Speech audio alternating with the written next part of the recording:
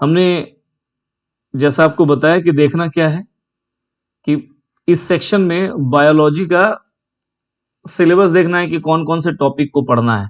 अच्छा, एक बात आपको और बता दूं, बायो आपके मेंस का भी एक बड़ा इंपॉर्टेंट हिस्सा है।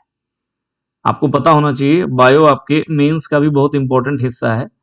तो मेंस का चूंकि इंपॉर्टेंट हिस्सा है तो जरा सा हम पहले ये भी देख लें कि मेंस में बायोलॉजी से कौन कौन सा टॉपिक रखा गया है। ठीक है, ताकि आपको और एक तरीके से आपका चीजें क्लियर हों।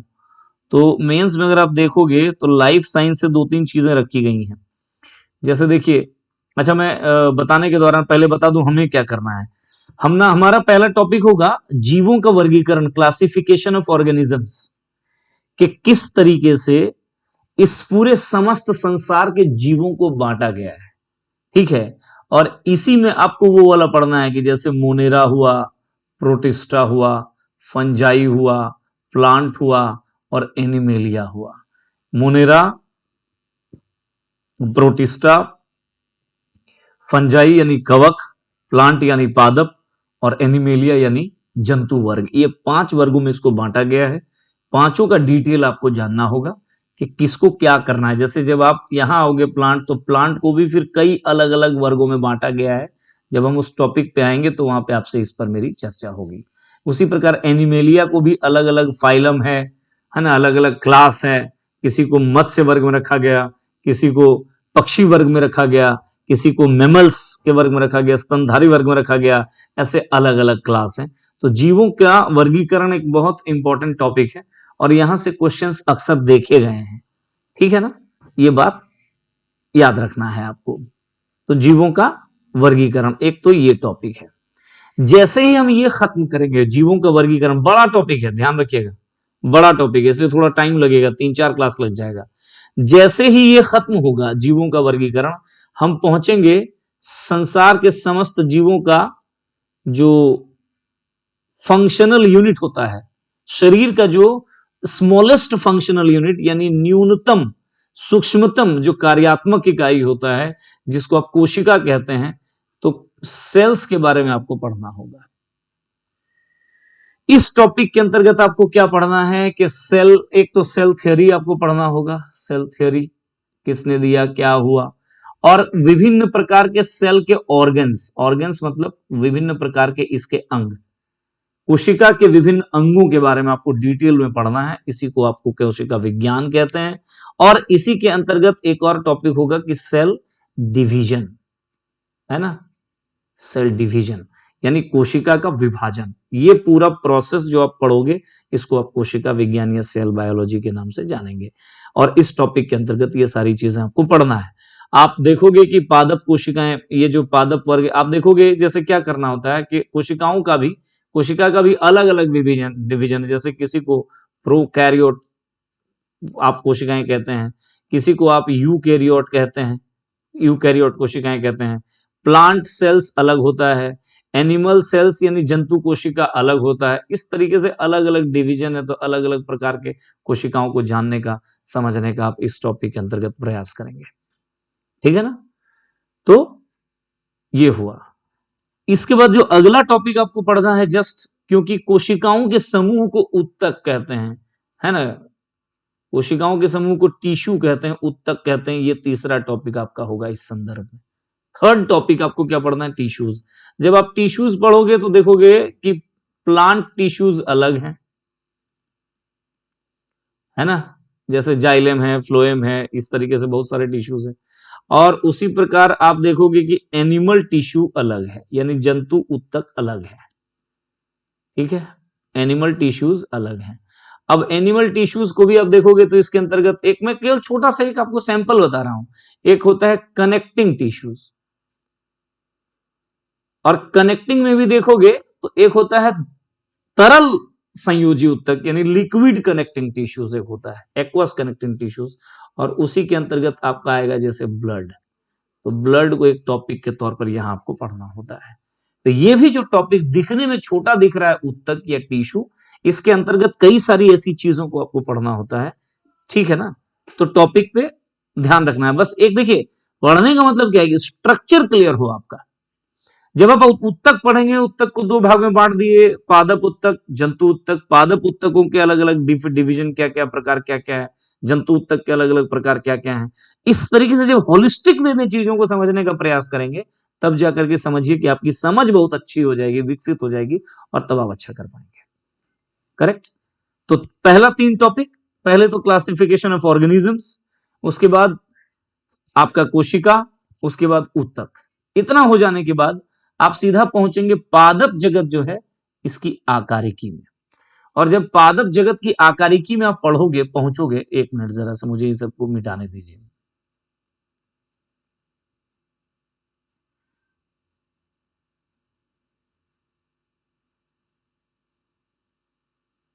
जस्ट अ सेकंड, है ना।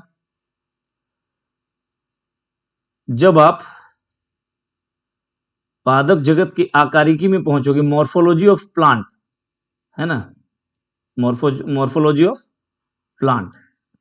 तो मॉर्फोलॉजी में देखिए प्लांट के विभिन्न जो चीजें होती हैं प्लांट के अंदर में, उनके बारे में आपको पढ़ना है। जब आप मॉर्फोलॉजी में पढ़ोगे, प्लांट के बारे में पढ़ोगे, तो क्या क्या पढ़ना होगा इसके अंतर्गत।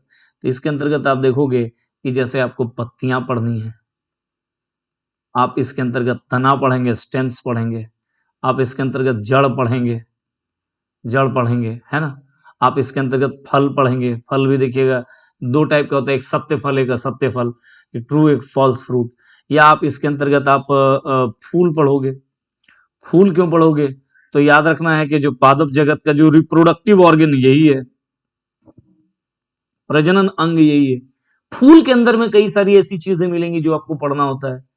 तो कुल मिलाकर के इसी को आप कहते हो पादपों की आकारिकी, जिसमें आपको पत्तियां, जड़, तना, फल, फूल, इन चीजों को पढ़ना होता है। करेक्ट। ये बात ध्यान रखना है आपको। मॉर्फोलॉजी ऑफ प्लांट्स, क्वेश्चंस आते हैं, अच्छी समझ बनानी होगी, ठीक है ना। तना हो सकता है हम जिसे फल समझ के खा रहे हैं वो वास्तव में फल नहीं है, जड़ है। हो सकता है हम जिसे फल समझ के खा रहे हैं वो वास्तव में फल नहीं, वो किसी का तना है।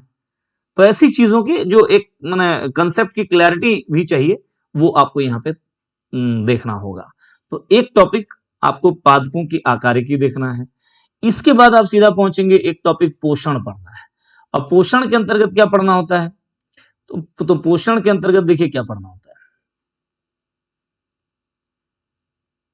देखिए पोषण के अंतर्गत क्या पढ़ना होता है वो जरा देख लीजिए। पोषण के अंतर्गत आपको पढ़ना होगा, मैं थोड़ा सा एक आउटलाइन दे रहा हूं ऐसे ही। एक पोषण के अंतर्गत आपको पढ़ता कि आपको इंटरेस्ट आ जाए आगे चल करके चीजों को क्लास में आप ठीक से रिलेट कर पाए। पोषण में भी आप जब जाओगे तो मुख्यतः आपको इसमें देखना है कि जैसे पोषण, विभिन्न प्रकार का पोषण होता है और पोषण के प्रकार होता है, और इस पोषण के विभिन्न प्रकार के अनुसार जीवों को भी अलग अलग प्रकार, जैसे किसी को आप स्वपोषी कहेंगे और किसी को आप परपोषी कहेंगे।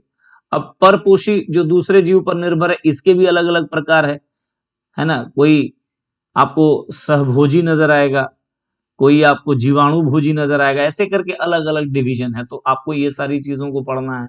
और इसी पोषण के अंतर्गत मुख्य चीज क्या है, इंटेक क्या है, तो भोजन है। और भोजन के अवयव, एक टॉपिक यहीं से निकल करके आएगा। और भोजन के अवयव में आप क्या क्या देखते हैं, तो आप कार्बोहाइड्रेट देखते हैं, है ना। इसके अलावा आप प्रोटीन देखते हैं, आप फैट देखते हैं, आप विटामिन देखते हैं, आप मिनरल्स देखते हैं। तो इतनी सारी चीजों को आपको समझना है। ये सब सारी चीज जो आप पढ़ोगे वो हो जाएगा न्यूट्रिशन में। Very important topic, one of the most important topic. इस टॉपिक को पढ़ने के बाद सीधा हम लोग पहुंचेंगे कहां पे, तो इसके बाद हम लोग पहुंचेंगे विभिन्न मानव शरीर में क्या होता है ना, विभिन्न प्रकार के क्या होते हैं, सिस्टम्स काम करते हैं। उन सिस्टम्स को समझने का हम लोग प्रयास करेंगे, जिसमें से एक सिस्टम आपको दिखाई दे रहा होगा, वो है कंकाल तंत्र, स्केलेटल सिस्टम, जिसमें आप बोन यानी अस्थि पढ़ते हैं, अस्थि पढ़ते हैं, उपास्थि पढ़ते हैं, ये सारी चीजें इसके अंतर्गत। और लिगामेंट्स पढ़ते हैं, टेंडन पढ़ते हैं, बहुत सारी ऐसी चीजें जो आपको पूरा बॉडी का जो कंकाल सिस्टम जो आपको नजर आ रहा है, इसके बारे में आपको चर्चा करवाया जाएगा। आपको नजर आएगा कि ये जो हाथ है, इस हाथ को 3 भाग में बांटा जाएगा। एक को बाहु बोलेंगे, एक को जिसको आर्म बोलेंगे, एक को फोर आर्म बोलेंगे, यानी बाहु कहेंगे, और एक को हस्त कहेंगे, हैंड कहेंगे। ये है तीनों को किस तरीके से डिवीजन करके देखिएगा कि यहाँ पे एक अस्थि आपको नजर आएगा हाथ में, यहाँ पे दो अस्थियां नजर आएंगी, आप अगर छुएंगे भी तो आपको दो डिवीजन नजर आएगा।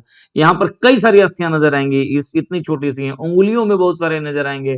तो कुल मिलाकर के इस तरीके से चीजों को, मतलब कंकाल तंत्र जब आप पढ़ोगे तो पूरे ह्यूमन बॉडी का जो पूरा स्केलेटल है उसका एक नॉलेज आपको होना चाहिए। देखिए पढ़ने का मतलब ये नहीं कि रट करके आप बैठे पढ़े, जब तक आप उस विषय वस्तु को एसिमिलेट नहीं करते अपने साथ और अपने डेली लाइफ में उसको नहीं यूज करते हैं। जैसे आप कुछ ऐसा काम डेली लाइफ में आप दिन भर कुछ ना कुछ करते हैं, वहां पे जब तक आप विज्ञान को अप्लाई नहीं करते हैं, विज्ञान को समझते नहीं है, विज्ञान वैज्ञानिक तथ्यों की आपको समझ नहीं होती, तब तक आपका पढ़ाई अधूरा है।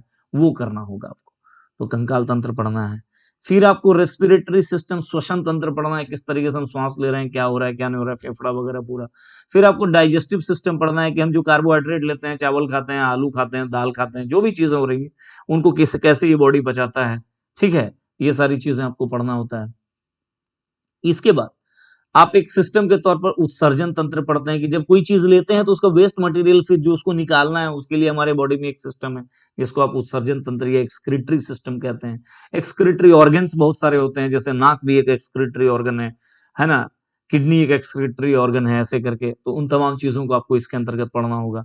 फिर नर्वस सिस्टम पढ़ते हैं, तंत्रिका तंत्र, ब्रेन वगैरह, ये सब के बारे में इसमें जानकारी दी जाती है, ये पढ़ना होगा। ब्लड सर्कुलेशन सिस्टम पढ़ना होता है फिर आपको।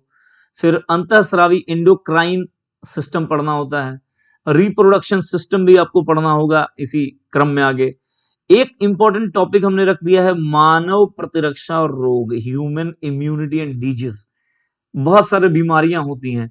अच्छा, रोग में याद रखिएगा पादप रोग भी बीच बीच में पढ़ना है थोड़ा सा। जब मैं रोग पढ़ाऊंगा तो वहां पे प्लांट्स में भी कुछ ऐसी कमी है जो हमने थोड़ा बहुत देखा भी है। एग्रीकल्चर साइंस जब हमने पढ़ाया आपको, वहां पे भी इन चीजों का थोड़ा बहुत आपसे सामना हुआ कि जिंक की कमी से आलू में कुछ हो रहा है वगैरह वगैरह, ये सारी चीजें। उसके बाद एक टॉपिक आपको जेनेटिक्स पढ़ना है, आनुवांशिकी। और लास्ट टॉपिक आपको बायोटेक्नोलॉजी यानी जैव प्रौद्योगिकी पढ़ना है। ये हमारा इस पूरे पोर्शन का डायरेक्शन ये होगा, तरीका ये होगा। कोशिश होगी ज्यादा से ज्यादा चीजों को कवर किया जाए और हम अपने तैयारी करें। अब जरा सा अगर आप आते हो जेपीएससी मेंस में, अगर आप थोड़ा सा आते हैं, अगर जेपीएससी मेंस का लास्ट वाला जो पेपर है उसको पेपर कौन सा बोलेंगे, पेपर 6, जिसको साइंस बोलते हैं, विज्ञान। इस विज्ञान में अगर आप जाओगे तो आपको नजर आएगा कि विज्ञान को 5 अलग अलग सेक्शन में बांटा गया है। 5 अलग अलग सेक्शन क्या क्या है? ए है फिजिक्स, बी है लाइफ साइंस यानी जिसको आप बायो भी बोल सकते हो, सी है आपका एग्रीकल्चर साइंस, डी है आपका एनवायरमेंट साइंस, एनवायरमेंटल साइंस, और ई है 5वां पोर्शन है आपका जिसको आप साइंस एंड टेक्नोलॉजी कह सकते हैं। क्या क्या? भौतिकी यानी फिजिक्स, बायोलॉजी, एग्रीकल्चर साइंस, पर्यावरण और साइंस एंड टेक्नोलॉजी, ये पोर्शन है आपका। हर एक सेक्शन से, चूंकि टोटल 200 मार्क्स का ये पेपर होता है तो 40 मार्क्स ईच। तो बायोलॉजी से आपको मेंस में भी 40 मार्क्स आएंगे, ये क्वेश्चंस आएंगे। ठीक है, चलिए देखते हैं जरा कि बायोलॉजी में वो कौन से टॉपिक हैं जो हमें यहां भी पढ़ना है और बायोलॉजी में मेन जेपीएससी मेंस में भी है। जरा इसकी समझ बनाते हैं, क्योंकि देखिए पढ़ना है तो एक ही बार में कुछ अच्छा कर ले।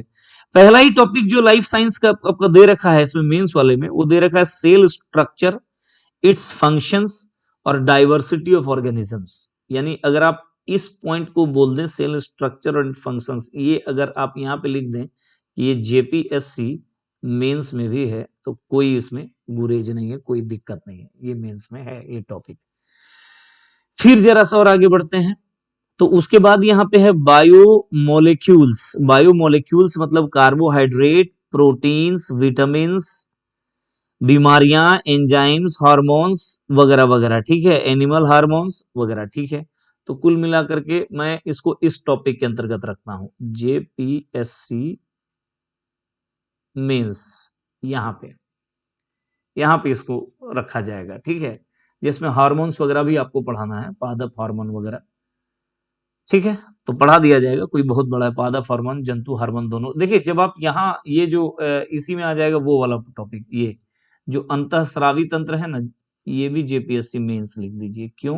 क्योंकि ये जो एंडोक्राइन ग्लैंड्स होता है, इसी से हार्मोन सीक्रेट होता है और आपको हार्मोन भी पढ़ना है, तो इसी टॉपिक में ये भी आपका दे रखा है। फिर उसके बाद जो आपको दे रखा है cell reproduction, cell cycle, meiosis, mitosis, यानी कुल मिलाकर के ये जो कोशिका विभाजन अभी हम बोले थे वो, तो ये भी एक इंपॉर्टेंट टॉपिक है। फिर अगर आप आगे चलोगे तो एक है मेडेलियन इनहेरिटेंस, यानी एक तरीके से इनहेरिटेंस दिया हुआ है, आ, ये वाला जो टॉपिक है आनुवांशिकी, ये वाला टॉपिक है, ये भी मेंस में है, ठीक है। आनुवांशिकी, इस टॉपिक से रिलेटेड चीजों को आपको पढ़ना है, डीएनए वगैरह ये सब का फंक्शन वगैरह ये सब देखना है, प्रोटीन सिंथेसिस देखना है। चलिए ये देख लेना है। और इसके अलावा एक theories of evolution of life on earth including human evolution, यानी मानवों का जो विकास हुआ है और इसके साथ साथ अर्थ यानी पृथ्वी में जो जीव का विकास हुआ है, ये एक टॉपिक के तौर पर पढ़ना है आपको। जैव विकास आप लिख सकते हैं इसको, जैव विकास एक टॉपिक के तौर पर इसको पढ़ सकते हो। ऑर्गेनिज्म, डेवलपमेंट ऑफ ऑर्गेनिज्म इसको कहते हैं, एक पढ़ सकते हो। इस पर भी हम आपसे चर्चा करेंगे, घबराइए नहीं। तो कुल मिलाकर के देख सकते हैं, ज्यादा नहीं पढ़ना है। अगर इस तरीके से एक एक चीज का नॉलेज आपके पास हो गया ना, तो मेंस में कोई क्वेश्चन पूछ दे आपको, आप उसका जवाब दे देंगे इजीली। यही काम हमें करना होता है। हमारे इस पूरे सेक्शन के दौरान हमें इस बात की कोशिश करनी है कि जो कुछ भी हम पढ़ें ठोक बजा के पढ़ें, पूरी क्लैरिटी के साथ पढ़ें। कभी पढ़ने के बाद ये फील ना हो कि यहाँ पे ये रह गया और वो रह गया और ये समझ में नहीं आई, वो समझ में नहीं आई, ऐसी चीजों को ना करें, ठीक है। तो ये काम आपको करना है, यही आपका, आपकी दिशा यही होगी पढ़ने।